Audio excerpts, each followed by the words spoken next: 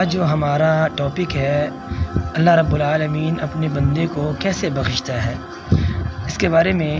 نبی علیہ الصلاۃ والسلام کے صحابی حضرت ابو ہریرہ رضی اللہ تعالیٰ عنہ وہ روایت کرتے ہیں کہ پیارے پیغمبر جناب محمد الرسول اللہ صلی اللہ علیہ وسلم نے ارشاد فرمایا کہ جب بندہ گناہ کر بیٹھتا ہے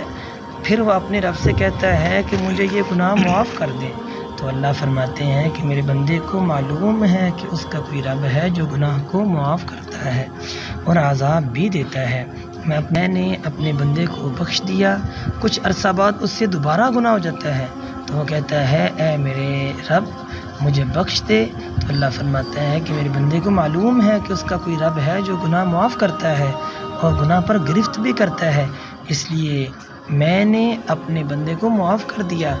اس سے پھر گناہ ہو جاتا ہے اور وہ معافی چاہتا ہے، اللہ فرماتا ہے میرے بندے کو معلوم ہے کہ اس کا کوئی رب ہے جو بخشتا ہے اور گرفت بھی کرتا ہے، میں اپنے بندے کو معاف کر دیا ہے۔ کیا بات ہے! آج کا جو واقعہ ہم نے سنا ہے اس سے یہ محسوس ہوتا ہے کہ اللہ رب العالمین